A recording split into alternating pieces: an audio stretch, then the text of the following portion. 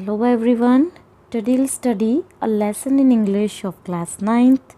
No men are foreign. Written by James Kirkup. So सबसे पहले हम इसके टाइटल को देखते हैं. You can see the title of this poem. No men are foreign. So here foreign means a person who belongs to another country. So here आपको इस title से ही पता चल रहा है. The title No Men Are Foreign means that no man belong to another country. The poet wants to say that all men are same. सारे कैसे हैं? Same हैं. All men are equal. सभी कैसे हैं? Equal हैं. So he wants to promote the concept of the thought of universal brotherhood. कि इस पोम के थ्रू पोइट हमें ये बताना चाहते हैं कि everyone in this world is same, कि सारे जो ह्यूमन बीइंग्स हैं वो क्या है? They all are equal, they all are same. So we can also say that it is a peace poem. और इस पोम के थ्रू पोइट हमें बताना चाह रहे हैं कि यहाँ पे कोई भी आदमी जो है जो दूसरे कंट्री से बिलोंग करता है वो फॉरेन नहीं है, वो फॉरेनर नहीं है. हम सभी कैसे हैं? हम सभी सेम हैं. Because everyone gets the bounties of nature like sunshine, land etcetera in equal measure. हमारे सभी की क्या है? कंट्रीज़ अलग हैं, सभी की बाउंड्रीज़ जो है बनाई गई हैं. तो हम लोग क्या समझते हैं कि हम सब लोगों की, हमारी कंट्रीज़ की बाउंड्री अलग अलग है, तो हम लोग इक्वल नहीं हैं, हम सेम नहीं हैं. लेकिन यहाँ पे पोइट हमें ये आइडिया देना चाहता है कि कोई भी आदमी, चाहे वो किसी भी कंट्री से बिलोंग करता हो, वो हमसे स्ट्रेंज नहीं है, वो हमारे जैसा ही है, सेम है और वो इक्वल है. So with this background, let's begin the poem. So firstly we will start from the first stanza. Remember, no man are strange, no country is foreign. Beneath all uniforms a single body breathes. Like ours, the land our brothers walk upon is earth like this, in which we all shall lie. So here beneath mean under, and strange mean unknown,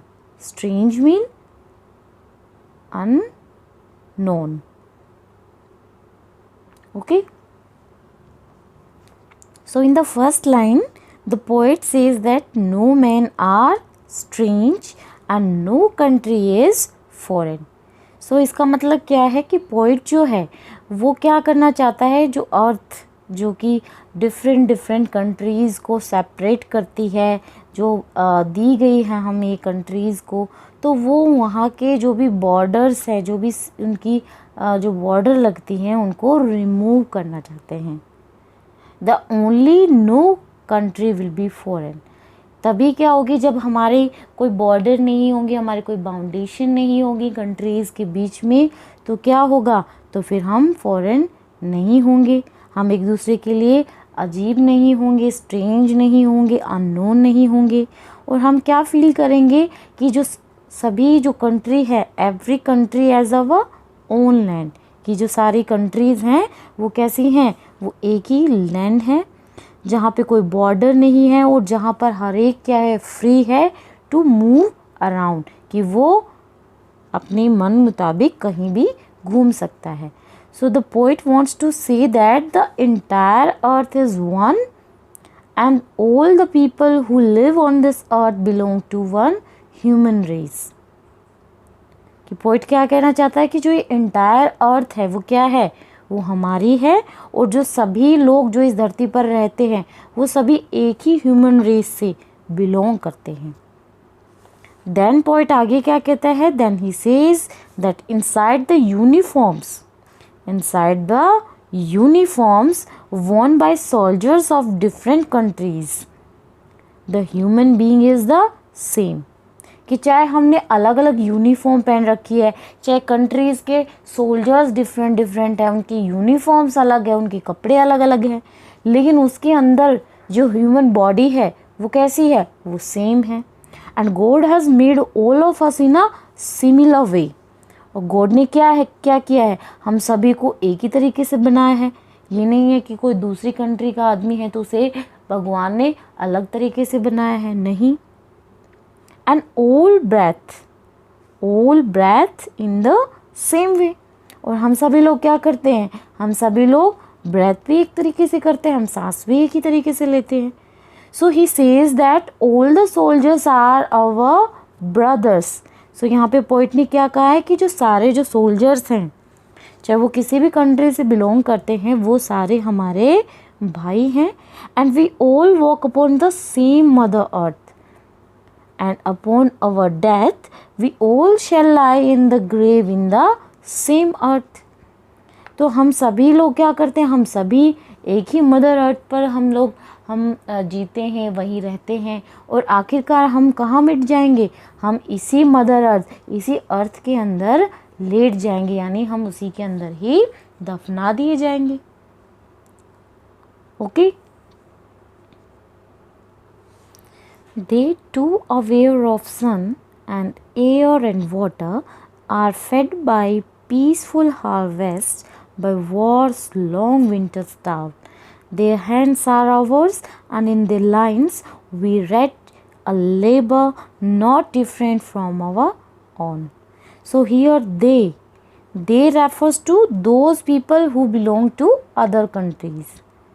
यहाँ पे जो ये दे word है, ये किसके लिए use किया है पोइट ने, ऐसे लोगों के लिए जो कि दूसरी कंट्रीज़ को बिलोंग करते हैं। So we can call them foreigners and discriminate them and fight with them also. तो हम उनको क्या बुलाते हैं, हम फॉरेनर्स बुलाते हैं, डिस्क्रिमिनेट देम एंड, और हम उनके साथ क्या करते हैं, हम उनके साथ फाइट करते हैं। देन आगे पोइट क्या कहता है, the poet says that the nature has given all the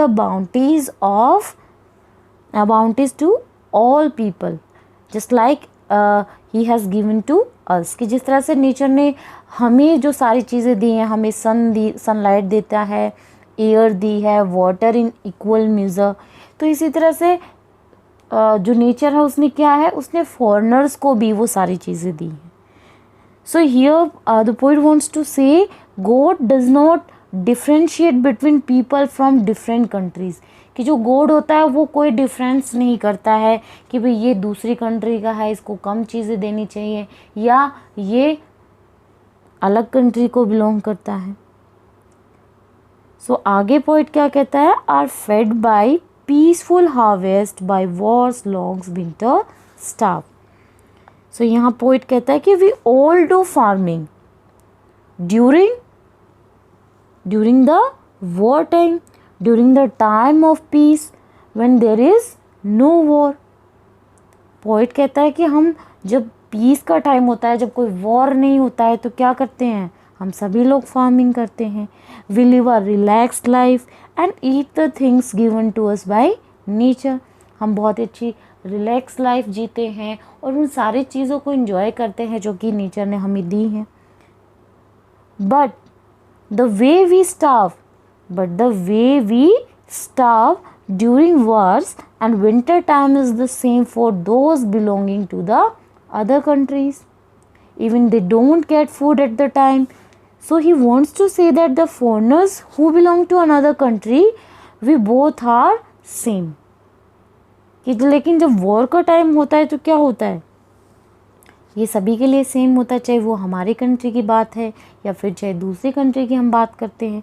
हम सभी लोगों को वॉर के टाइम ना तो फूड मिलता है, starve means we don't get food at that time. और फिर पोइट क्या कहता है कि जो फॉरेनर्स है, जो दूसरे कंट्रीज़ को बिलोंग करते हैं, वो और हम क्या हैं, सेम हैं।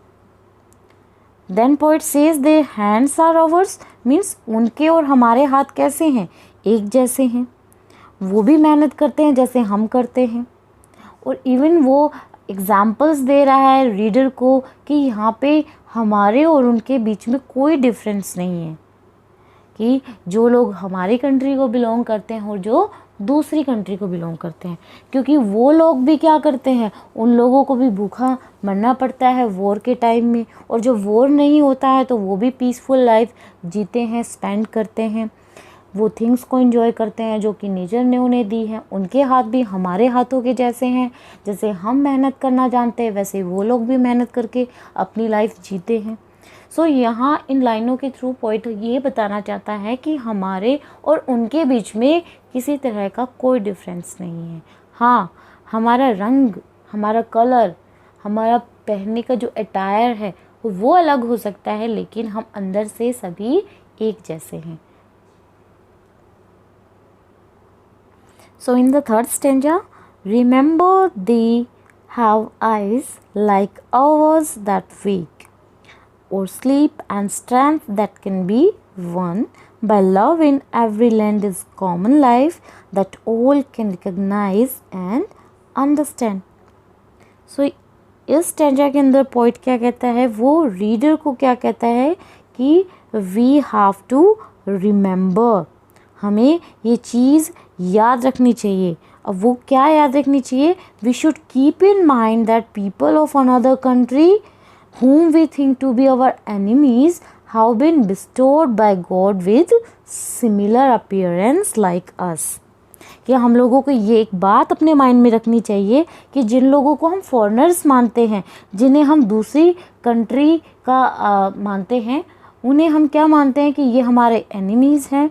लेकिन हमें ये बात नहीं भूलनी चाहिए, हमें ये बात याद रखनी चाहिए कि भगवान ने हमारे जैसा ही अपीयरेंस उनको दिया है। भगवान ने क्या दिया है, भगवान ने उनको आइज़ दी हैं। God has given them eyes like ours which open when awake and close when we are sleep.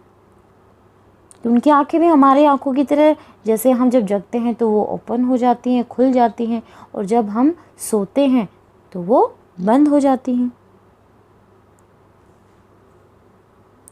फिर आगे पोइट जो है स्ट्रेंथ के बारे में बताता है कि पोइट क्या कहता है, similarly he has given them strength which we can win through love, by love.